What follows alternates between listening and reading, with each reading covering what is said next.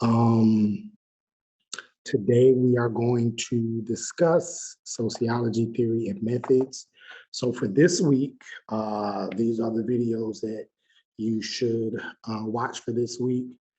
The first day of class intro video, the sociological imagination video, and then the sociology theory and methods. So those are the lectures that you should be watching for this week. So we'll go right into it. Let's see. Go ahead. All right. And so the first thing, the sociological perspective. So we talked about on the last video, sociology is the scientific study of human activity and the social forces that influence or pressure people to behave, respond, or think in certain ways. So we talked about the fact that sociology is, and we're going to talk about that in more detail at the end of this lecture. It is part of the scientific process. We use the scientific process to look at human activity. We talked a lot about social forces in the last video. So if you haven't watched the last video, if you haven't looked at the PowerPoint related to it, I suggest you do that so that you can know a little bit more about, we talked about what human activity is, and we also went into a lot of detail about social forces. So check that out. When we look at sociology, just to give a little bit more information on it, and the reason why I think this is important, why I do a whole lecture just on theory and methods, is because this class doesn't focus on theory, or this class doesn't focus on methods. We do talk a lot about theory and sociological theories, but we don't talk a lot about methods. So that's the reason. But methods are important because a lot of people say, okay, Professor Grant, you have us reading these essays. These are the conclusions these people came to. But how do we know that the methods in which they got this done was solid? These people said they did a study, but they could have did a study on 3 people, and came to these conclusions. I don't know how these people got the sample, how large was their sample size, like all these different things. So, and all that's very important. Those are solid questions. And if we want to go deeper into methods, we can. Methods can be kind of boring, but if you want to go deeper into research methods, just let me know. A lot of times when you see things published, especially if you're a person outside of the discipline or don't know a whole lot about that particular line of study, there's this kind of automatic assumption that the methods are already in place before it gets published or before it goes into a certain book or book chapter or whatever. But that's an assumption. That's not always the case. Some people have really faulty methods that get published. It happens all the time. So I would understand if somebody came to me and say, well, how did they come to this conclusion? Who did they study? How did they analyze this? What kind of bias? And if you want, you can, only look at studies that explain that. A lot of the studies that we're going to look at don't go into detail about that. Or there are parts of the article or of the essay or even of the book where I don't get that part out. But if you're interested in that, because most people don't care, most students don't care. But if you are a student that does care, and if you do want to know about the methods that Benita Silva uses, then you can go look at the book and you can go read that methods chapter. And then he'll tell you exactly, okay, this is how many people I interviewed. This is how I analyzed it. This is who used the material. This is how I transcribe and go through all the methods to ensure that this follows the scientific rules and to ensure that there was a bias that was eliminated to the highest degree possible and all these different things. A solid sample size, make sure that the conclusions aren't necessarily generalizable if it's a qualitative study, particularly a qualitative study with a very low sample size, all the things that you may remember from a research methods class. So if you're interested in that, cool, but most people aren't. So that's why I don't go too deep into it, but I still like to talk about it because it is important that we understand that a majority of the works that you're going to be reading has gone through the scientific methods process. It has gone through, they have put in a certain amount of methods in order to make sure that the conclusions are scientifically sound. So that's why I like to have this conversation, to bring that part out and to bring out the science of sociology. Let me see. So is there anything else I want to say about that? No, I think that's it. So yeah, if you're interested in more methods, you can take a research methods class. You can ask me more questions about the methods.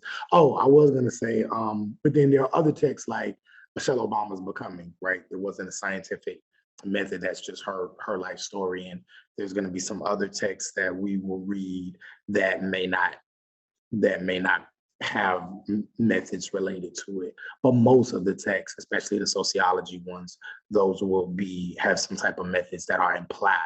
And if you want to see that spelled out, then just let me know and I can point you in the direction of the methods that they use. All right. With that being said, we'll continue with this first or second slide. All right, so one thing that is done with sociology and the discipline of sociology is there is a focus of study on groups rather than the individual. So if you read and if you look at anthropological works, if you look at psychological works, even if you look at the human body, oftentimes there is a focus on the individual body, the individual's mind, a person's personal relationship with whatever, right? Wherein sociology looks at the groups, right? So we're not looking at just that individual and who they are as a person. We're looking at them as a person, but also how that person is related to whatever group they represent. So we all represent certain groups because we all are a part of what we call in sociology social locations. So for example, myself, right? I am Jonathan. I am my own person. I am an individual. I have individual thoughts.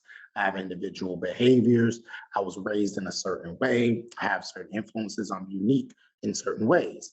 But when you see me as somebody who is a part of society, there are certain groups that I represent. Whether I want to represent the group or not, I represent that group. Number one, as soon as you see me, you can tell I'm African American or I'm of the African diaspora. What part of the African diaspora? Person may not know. I could be Jamaican, I could be British, I could be Kenyan, Nigerian, African American, whatever. You don't know, but you can clearly see me and say he's some variation of the African diaspora, right? It's likely that if you see me, you will probably assume that I am male presenting. I present as a male, right? Now, if you ask me questions, maybe, I am male, but you don't know for sure unless you ask somebody, because a person could be male presenting, but then they may not be or even identify as what they present as. But I am a cisgendered male, right? So I represent, right, a person being a part of a certain racial group, a person being a part of a certain gender group. And then there are other social locations, right, that would describe me, right? My sexuality, my educational status, my place of nativity, all of these different things describe, I represent these different groups. And so each of you also represent groups, right? You represent a racial group, a gender group, everything that I just talked about. You all are part of these different social locations, right? And so when sociologists study people, we study people, but we also study people as they are representatives or as they belong to a certain group. And so that's why we have classes on not just an individual, but on race, or not just an individual, but on gender and sexuality and place and urban space and health and religion, these larger social constructs that many of us are part of that connect to why we behave the way we do. We use a scientific method. I talked about that in the last section or in the last lecture as well. So we go beyond common sense. We don't just look and say, oh, we think people are doing this because whatever. But we actually put these theories to the test to see if it works. We put it through the scientific method, the scientific process. Also, we live in groups, and groups affect our lives. And so, as much as we want to say that we are completely individuals and we just completely do things on our own, it's not the case. We are affected by the groups that we are a part of, whether knowingly or unknowingly, whether purposely or not. Whether by choice or inadvertently, we are affected by the groups that we belong to, the people that we're around. Now, we can overcome that by, if we don't agree with certain ways in which we were influenced, and we try to challenge that, or, or we accept those ideas. It's up to us as we get older and as we become more, individualized. But at the same time, the groups that we are a part of, the communities, the societies, the neighborhoods, the families, the places, the religion, the schools that we attend, whatever, these things affect who we are. All right, next slide. So when we're talking about theories, first of all, it's extremely important for us to talk about the original theorists, right? Some of the original sociological theorists. As we know in modern day sociology. Right now, if we want to go to ancient sociology, which I would love to see a class on that, and then actually go to people who, if sociology was an actual discipline, would have been considered sociologists, I think that would be an interesting class. But those people would have been considered more philosophers, right? So if you want to go back to, even if you want to go to biblical times like a Solomon or Confucius or Jesus or Muhammad or Buddha, they said a lot of sociological things, or things that would be considered sociology, but it was kind of philosophy, right? So even if you want to go to John Locke, and so many others, you could. So, but if we're talking about the modern day sociology from the 19th century on, then you're looking at folks like Darwin, Spencer, Marx, Durkheim, Nietzsche, Weber. These are philosophers / sociologists that have absolutely influenced our discipline now. If you want to talk about sociological theory, the main people that typically we talk about first, and that are part of what we call the big three, Karl Marx, Emil Durkheim, and Max Weber. In addition to that, and then so I typically talk about them when we talk about the theory part, and then I spend like 1 or 2 days talking about one of the theorists that oftentimes gets left out of this conversation, and that is W.E.B. Du Bois, the really the father of modern sociology, and the first Black sociologist of the 19th and the 20th century, the first Black modern sociologist. And so we spent some time talking about Du Bois separately, but unfortunately for a long time, people only consider Durkheim, Marx, and Weber. Not until the piece that came out, The Scholar Denied, which was written by he's a professor of sociology at Northwestern University. Not until his piece came out, Alden Moore's, that kind of changed that conversation even more. So shout out to Alden Morris for that. And I think we may even read some of The Scholar Denied this semester. So let's see, go to the next slide. So Auguste Comte is significant when we talk about the birth of modern day sociology, but we don't consider him part of the big three, because he didn't necessarily affect sociology in a grand theoretical sense in the way that Marx, Durkheim, and Weber did. But he is responsible for giving sociology its name. And he is the one who said that we needed a scientific method, a scientific approach to studying human constructions, looking at ideas, looking at behaviors, looking at the way in which people interact with society and conclusions about our society. He was the one that said it should come from, we should use a scientific method and it should not be commonsensical, right? And so Auguste Comte would be considered one of the early kind of fathers of sociology, even though he wasn't necessarily a theoretician. And so there are four major scientific methods that sociologists typically use to come to conclusions. The first one is observation. So oftentimes we just kind of stop and look, right? And and this is just direct observation of people's behavior. I don't know if any of you have ever been people watching or like to people watch. Yeah, do you like to people watch? You like to just kind of go to the airport or go to the park or go to the beach and just watch people, just watch, just see what they do. Sometimes even make up dialogue in your mind about what they might be saying. It's fun. I like to do it. And if you do, then you're actually doing sociology, right? You're doing sociology if you do that, because that is part of what we call the observation method, right? There's another part called participant observation method, where people actually participate in a specific, activity or series of activities for whatever reason, and take notes on it and then analyze it sociologically. But observation is one. Then experimentation, so there's some type of hypothesis, and then we test it by manipulating certain factors in order to influence an outcome.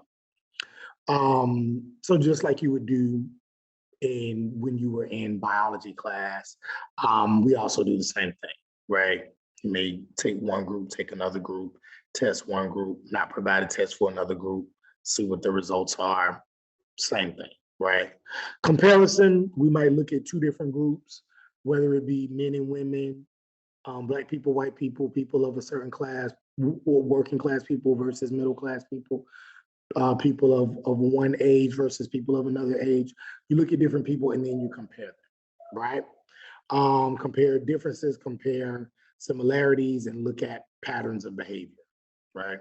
And then lastly, historical research. So sometimes we might analyze past events in order to look at what's going on in the present and in the future. So a lot of sociology comes from historians. W.E.B. Du Bois, the father of modern day sociology, was a historian. He didn't get his degree in sociology.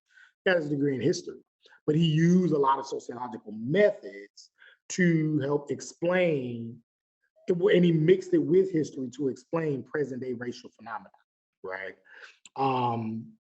Again, Marx was a philosopher and an economist. So a lot of these early people, when sociology was first kind of coming into play, weren't necessarily sociologists in that they didn't necessarily have degrees in it, but they used the methods, the practices, the principles in their research and their writings. And so you see a lot of similarities because a lot of sociologists are historians.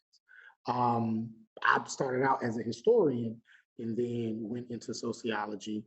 You also have a lot of historians that use sociological research, sociological theories to help explain a lot of ideas.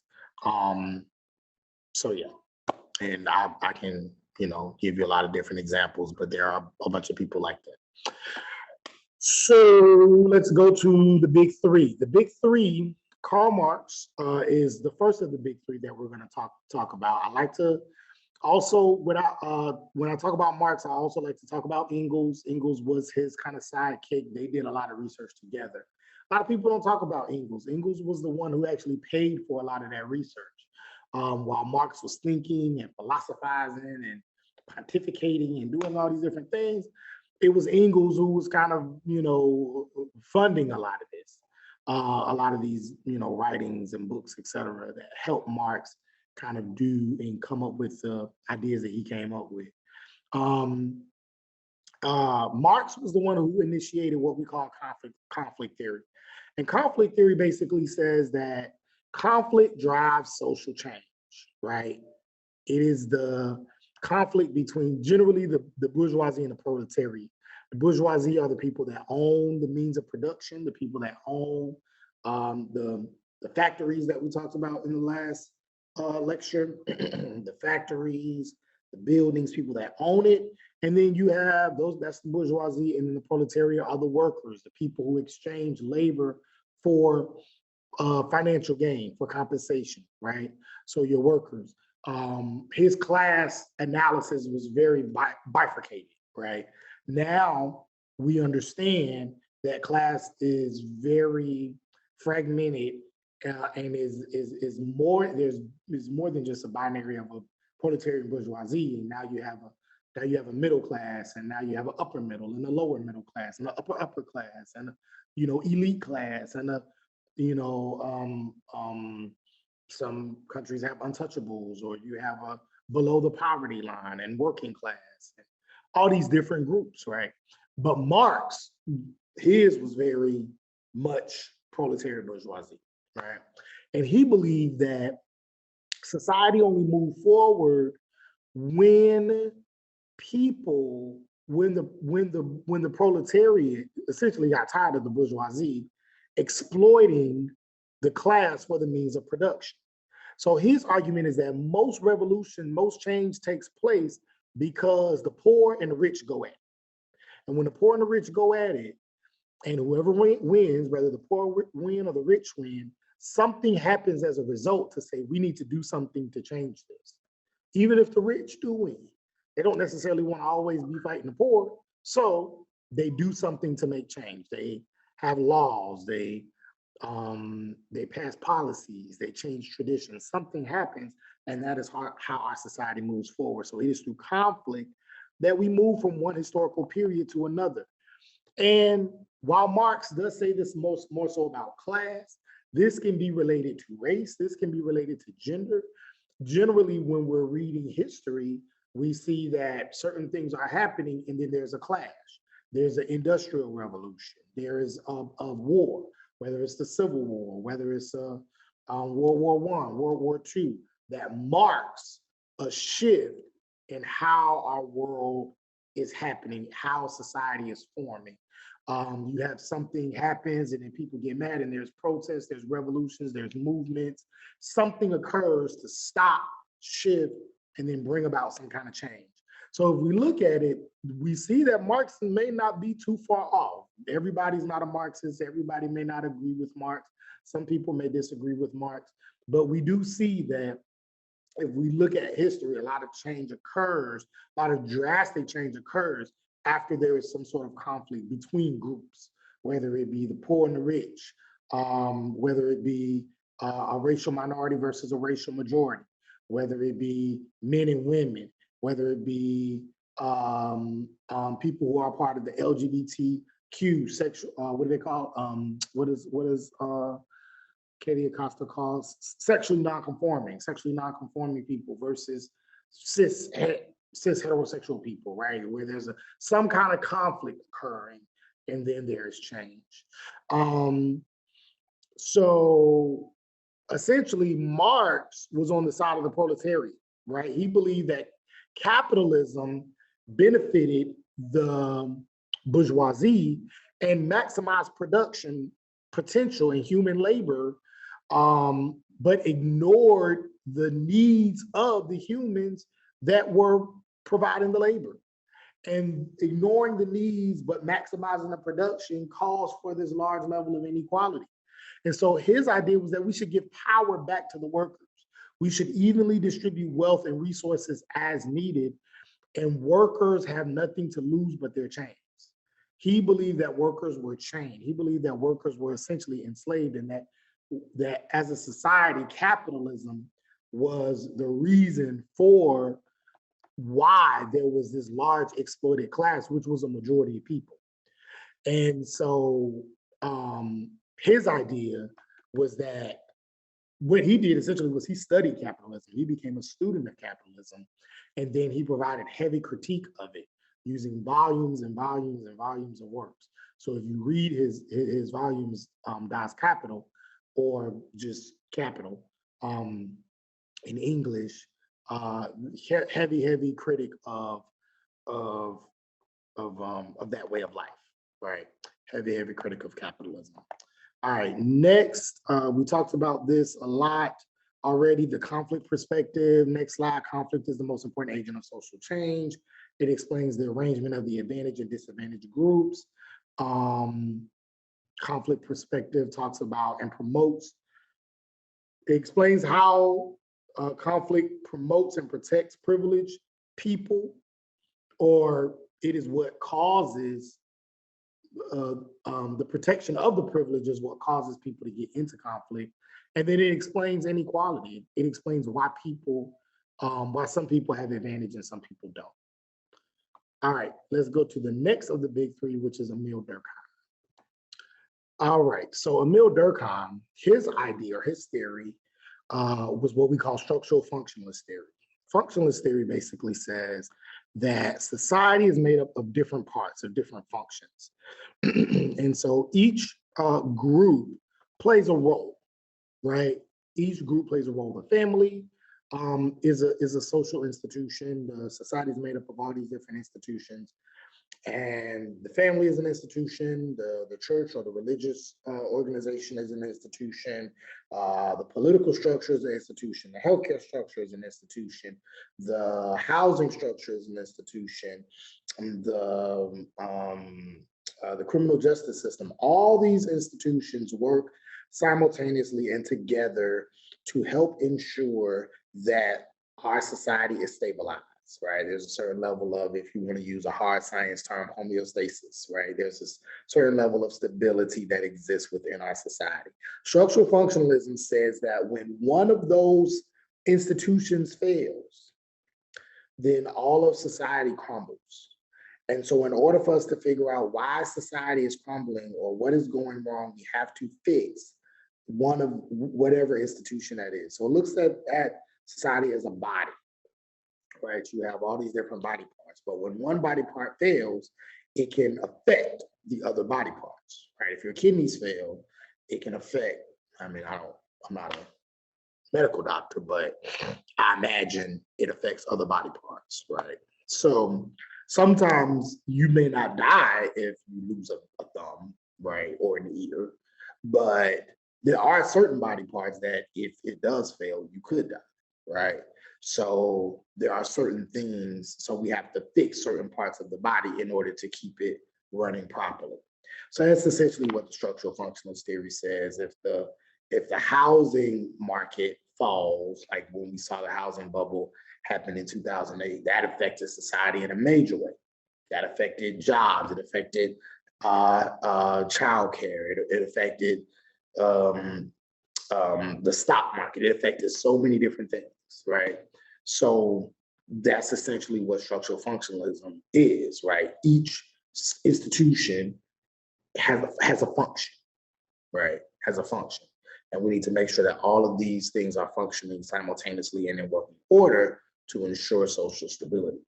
Durkheim also believed in what's called division of labor, which he says is a way that society divides tasks and services between people or groups of people for the sake of production. And so he did this to show that there's a certain level of solidarity in our society. And solidarity is just a system of social ties that connect people to one another and the larger society. And so in the Industrial Revolution changed the division of labor because it was much more complex, which changed the solidarity and cohesiveness of overall society. But an agrarian society is very simple, right? Certain people did certain things. The women, the men, the children. If we're talking about 18th and 19th century, the U.S. Society, then you had enslaved people, enslaved Africans. Everybody played a role. Everybody, whether it was equal or unequal, whether it was oppression or privilege, there was a role, and it was very clearly laid out. What the Industrial Revolution did was it complicated a lot of these roles. It complicated who did what, how, why. And so the level of solidarity that existed in society began to change, right? And so now people can belong to multiple groups, and the divisions of labor began to change and grow and become muddled as society became a bit more complicated, a bit more complex. And so a sociologist's job is to analyze the factors that affect solidarity. And when we talk about solidarity, we might be talking about like unemployment. So for example, unemployment may be studied by Marx from an economic perspective. Marx may say, we need to make sure that unemployment is low because the more people are unemployed, the more people can't take care of their families.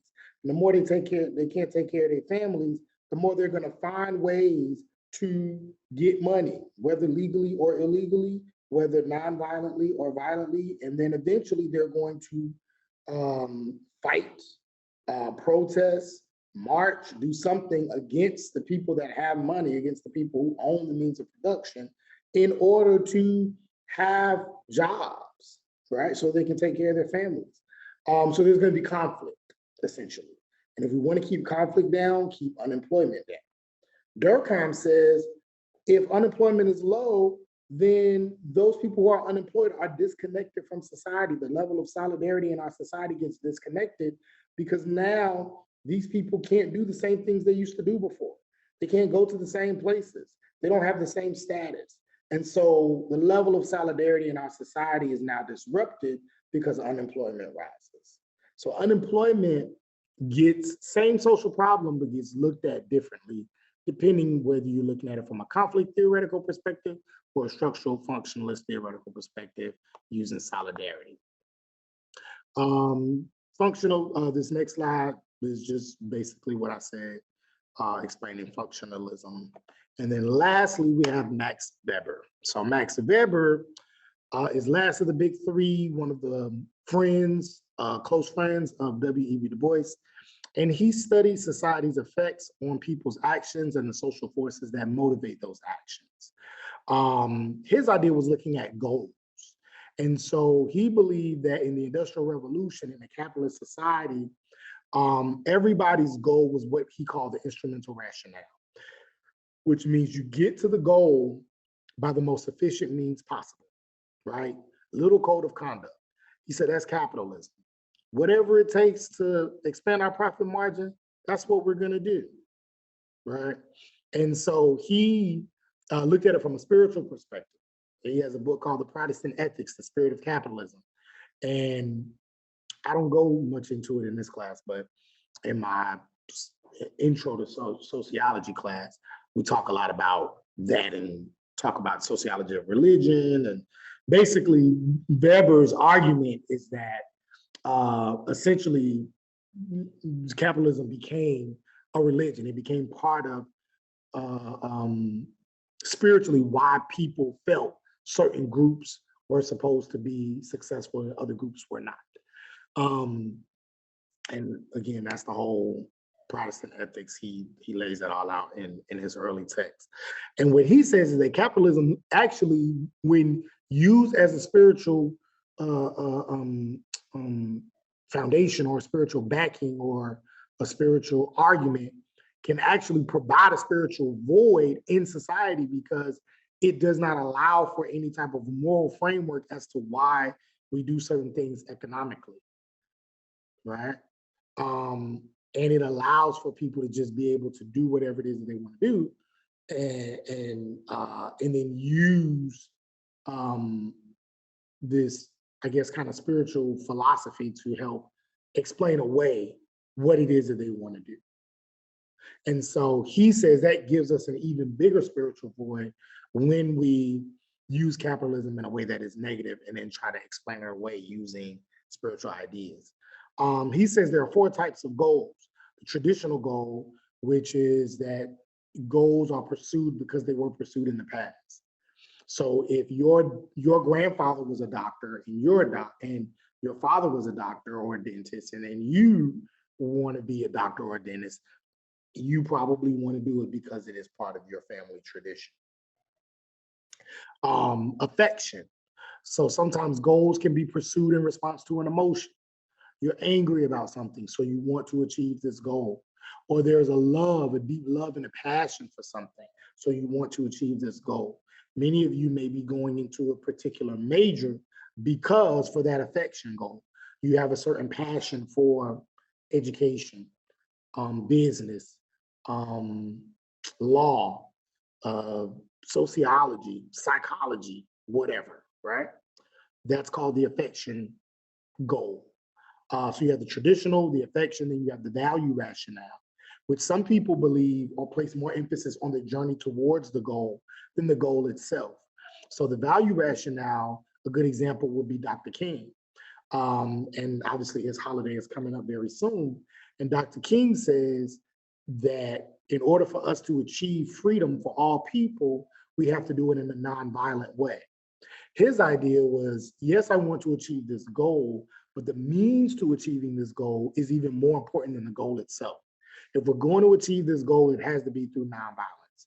If we don't do it through nonviolence, then and I think he says it at the end of his last book, we are either going to be collaboratively nonviolent, what does he say? Or co-annihilation, something like that. It's really good though. I can't remember the exact quote, but it's at the very end of Chaos or Community, if you want to read it. But yes, so he believed that nonviolence was the value rationale necessary for the goal. And the instrumental rationale, which is what I just said, get to the goal by the most efficient means possible. And then you had other people who are not a part of the big three, are not considered the, part of the foundation of sociology, but definitely influence sociology in a major way. Jane Addams is one powerful woman who used a lot of community-based efforts and showed how sociology can be practical. A lot of these gentlemen, if I'm honest, Marx and Weber, they're philosophizing, they're theorizing, they're writing books, but many of them are not on the ground level, working and building communities, building organizations, organizing people in order to help make change. But Jane Addams did. She used these theories and then put them into practice and created the Whole House in Chicago and addressed issues of homelessness and inadequate housing and working conditions and unemployment and prostitution. And then you had other folks like Harriet Martineau, who included women's experiences and women's lives into sociology. A lot of these early men weren't talking about women. They weren't discussing women's inequality. And so these early women had to come in and say, hey, if you're going to talk about inequality, we need to talk about issues related to marriage, children, religious life, race relations. All of these things are also important, not just class, not just the poor and the rich and those who are being economically exploited, but some people are being exploited because of their gender or because of their race or because of their religion, right? All of these things are important. Marital satisfaction should not just be for the man, it should also be for the woman. And so all of these people, these men, these women, also help to build this discipline of sociology. And so we talked about conflict theory, we talked about structural functionalism, three main theories, and then the last one is symbolic interactionism. Symbolic interactionism observes social relations by looking at the big picture. That's the macro level sociology. But then you have the micro level, which is when we focus on these small scale interactions on the street level, children playing on the playground. And so what symbolic interactionism does is it looks at this micro level orientation of life, and it looks at how symbols shape meanings, how we attach certain meanings to reality, and then how we use that reality to define ourselves, to define our surroundings, to define our identity. And so those are the three main theories. So the three main theorists are Marx, Weber, Durkheim theories, conflict theory, symbolic interactionism, and then structural functionalism. So the next slide just kind of lays all of that out in a different way. And so when we look at sociology, what we see is that it is a science, right? It is a science that employs systematic methods of investigation. It evaluates theories based on evidence and logical argument. It is not modeled on the natural sciences. It is its own, so it is a part of the social sciences, and it studies humans in a fundamentally different way than the natural sciences does. Okay. And sociology helps us see the world from many different perspectives. It helps us write better, and it helps us make policies that are much more informed so that we understand better the world around us and how policies will affect certain groups and make sure that it includes as many people as possible. It assesses the effects of policies that already exist, and then it helps us increase a certain level of self-understanding so that we can better understand each other. All right. So that is that. If you have any questions, feel free to reach out as we now go into the methods part of the theory and methods lecture. All right. So we'll go straight into the methods portion. And this is, I mean, a lot of you may know a lot of this already, but just to do a quick review of the scientific method and, you know, how it gets carried out from a sociological perspective. We're just going to talk about this really quickly, and then we will be done. So, all right. So, slide that says social research. So when we do social research, we are testing common sense and people's assumptions, then replace with fact and evidence. And then we make these generalizations. So just like anything, we're looking at society, we're looking at people, we're looking at organisms. If you are part of the hard sciences, you're looking at bodies, and, you know, even if we look at COVID, people are just trying to figure it out.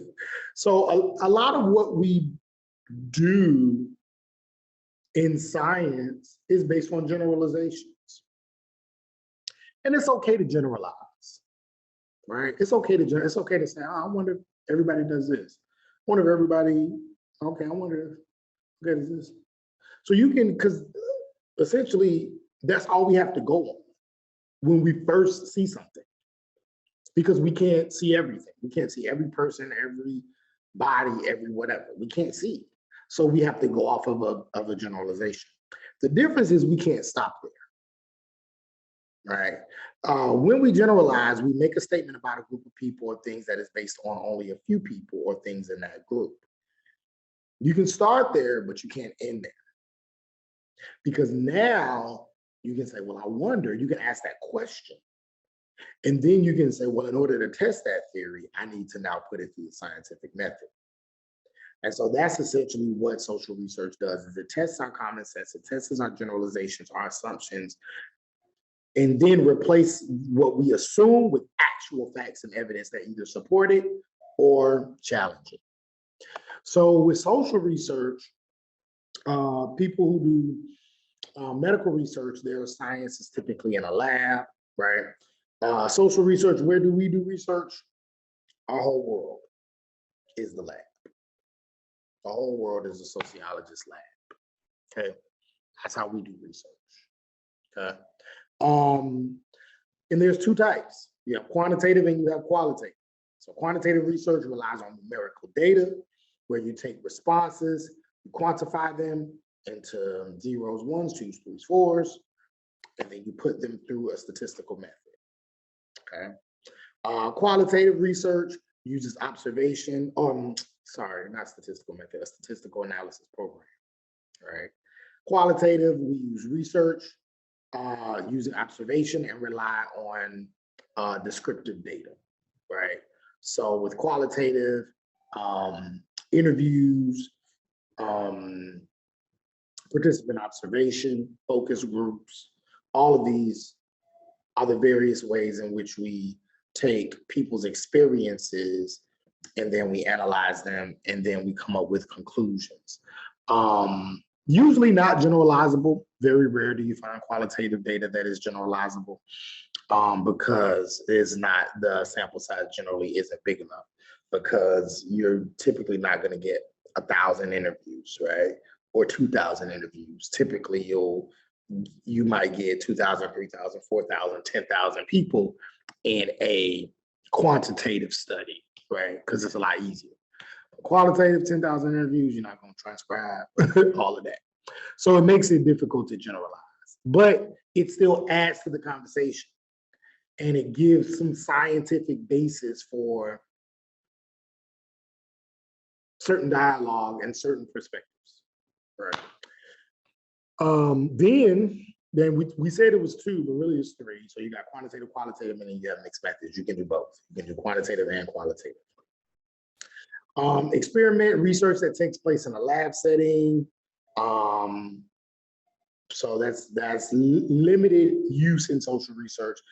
Typically, our research is field research, where we actually go out into the field where the individuals are that we're studying, and we actually go out into the field and then conduct the research.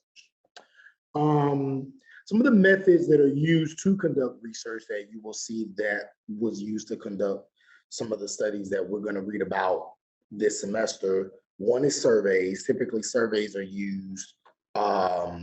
Take these surveys and then you quantify them. You apply numbers to them, apply representation or symbols to them nominally, and then you put it through a statistical analysis database.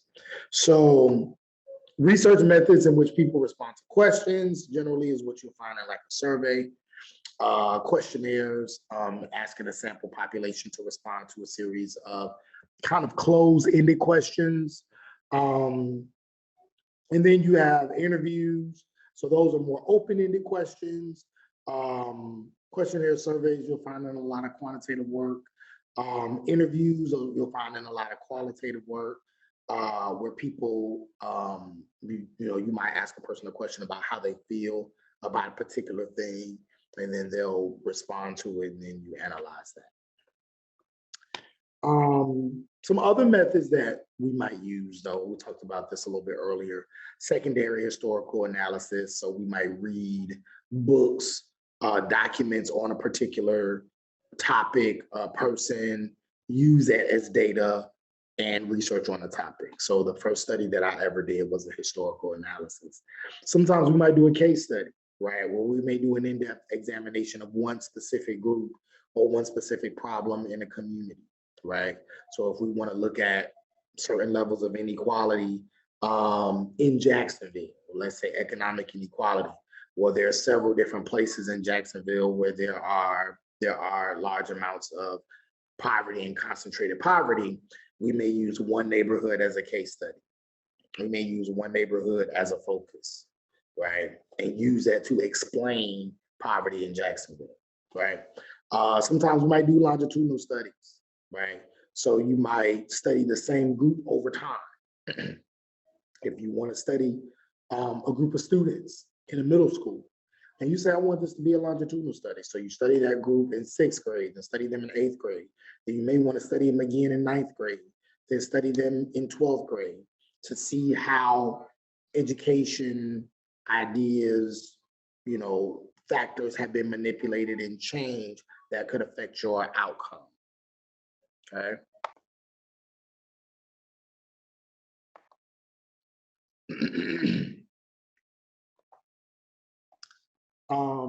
The natural observation, again, is just observing people in their natural environment. Not saying much, not influencing or manipulating factors, just watching, right? We talked about that, people watching. Participant observation is when the researcher actually becomes involved in the study. So if you wanted to do a study on protest movements, right, then you might actually get involved in the NAACP chapter in Jacksonville. You might actually get involved in a movement that is being carried out on campus. And not only are you involved, you're participating in it, but then now you're interviewing people and you're talking to people and you're asking and answering, asking questions, and that is participant observation, right? That's where you get a lot of your ethnographic research. So these are the different ways in which data collection occurs. And then it is then put through the social research method or the scientific method. First thing we're going to do is we're going to find a topic and we're going to ask a question. What is it that we're trying to figure out? What do we want to know? What questions are we trying to ask, and what answers are we looking for? Right? For a particular, for whatever reason, something we might be passionate about or interested in. And then the next thing we're going to do is we're going to collect literature on it, because as the old saying goes, there's nothing new under the sun. So whatever it is that you want to read or study, likely somebody else has already read and studied it. Now, they may not be answering the exact same questions that you're answering, but they've talked about the topic to some degree. So you can learn and you can find out, or you can even find out, you might find a study that answers your exact same question. Happens to researchers all the time. We have a question and we're thinking, oh, nobody's asked this question before. And then we comb through the literature and there's a whole study that is exactly our question. And we're like, oh, so now I got to change it. It happens to you all the time when you're a PhD student writing a dissertation. You think you're original, then you're not. But it's not hard to change. You can, a lot of times that might have been for a particular city or a state. You can just kind of sometimes move it, change a few things to make yours a little bit more unique. You learn how to do that as you matriculate through the discipline. But essentially, you need to comb through the literature, find out what other people said about the topic, know what has already been studied and uncovered. So then you can know how to contribute to it and how your study is going to be any different. Okay. Then have a hypothesis. What do you think is going to be the answer? How do you explain the phenomenon? And then plan out your research. What methods are you going to use to collect your data? How are you going to collect your data? What is your timeline? Who are you going to study? Are you going to do surveys, interviews, secondary analysis? Are you going to do your study over 2 weeks, a couple months? Is it going to take a year? How many people are you going to study? Why? So now you have to answer all these questions. What does it mean? What are the concepts you're using? How are you going to conceptualize and operationalize these ideas and these procedures? You have to do all of that in your research plan. And after you've done that, and it all makes sense, then you go out and collect your data. What are your independent variables? What are your dependent variables? What is being measured? What is being manipulated? And yeah, find out what is the cause and what is the effect. We typically don't say cause. We're not really trying to get at causality, but what is being influenced and what is doing the influencing, right?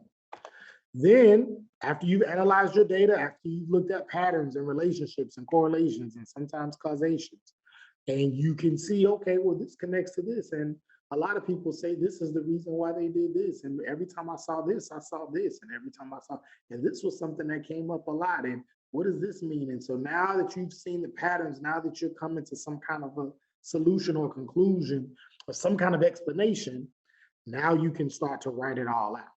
Now you can start to explain it, and then you can state your conclusions. What generalizations can be drawn from your results? Doesn't mean that you are answering the questions to everything about that topic, but you're helping to bring about some conclusions. So what are some things that you can generalize and ideas that you can take from this study? Did you prove your hypothesis or did you disprove it, right? Was it correct? Was it incorrect? Right? So that's what you get when you come to your conclusion about your study, your topic, right? Okay, so really quickly, I forgot to insert your assignments. So I'll do that here. Um, I'm actually going to do that here, and then I'll insert it into the video later. Um, so, so your assignment uh, for theory and methods, where we talk about the classical sociologists, you have a discussion post activity, and it goes like this. If your last name ends in A through G, your sociologist is Karl Marx. If your last name ends in H through P, your sociologist is Max Weber. If your last name ends in Q through T, your sociologist is Emil Durkheim. If your last name ends in W through Z, your sociologist is Jane Addams. And what you are required to do is engage in a discussion board post entitled Classical Sociologist. Make sure you go back to the syllabus to look at how you're supposed to do a discussion board post. And this one is due before 11:59 on, and make sure that you do not only do a discussion board post, but you will also answer and respond to another student's post. So what you're going to do is in each of these situations below, you're going to, in your discussion post, you're going to explain how your sociologist, whichever one falls under your last name, would examine this problem, right? How would they look at this issue? What aspects of the problem do you think your sociologist would focus on? Which part of the problem would have the biggest impact on society based on what your sociologist would say? And what conclusions would your sociologist come to about the problem? So, for example, if you have Karl Marx, then you're going to do a post that says, where you say basically, an undocumented worker has been threatened with deportation. This is what I believe Karl Marx would say about an issue like that. If you have Max Weber, this is what I think Max Weber, his approach based on, the functionalist theory, or Karl Marx's approach based on conflict. This is what I believe how they would approach the issue. Jane Addams, I think would approach it in this way. This is how she would understand an undocumented worker being threatened with deportation. Same thing with an unarmed Black woman from a low-income neighborhood being killed in police custody. How would Emil Durkheim view this, right? How would Marx view this? And so I want you to do that for each one of those examples. A woman quits her job after being sexually harassed by her boss. What would Marx say about something like that? How would he focus on that? So I want you to take each of these sociologists, how their particular perspective on society, on sociology. I want you to take that and then apply that to each of these situations. And how do you think they would deal with it? How do you think they would examine the problem? What parts of the problem would they focus on? Because each one of them will focus on different parts of it. Which parts, according to them, would have the biggest impact? And what conclusions would they come to, you think they would come to based on their perspective of society and social problems? So I want you to do that. Do a post about that. That should be, a nice little extensive post. And then I want you to respond to another student's post using information from the lecture, from the reading and that sort of thing. Using that information to talk about yours as well as respond to another student's. So yeah, if you have any questions about that, feel free to reach out to me. Yeah. If you have any questions, reach out to me during office hours. I'll be more than happy to answer them. If you just want to talk about the topics, we can. You can reach out to me, or you can email me, or you can inbox me, and I'll respond during my office hours. Hope you have a great day, great week, great weekend. See you soon.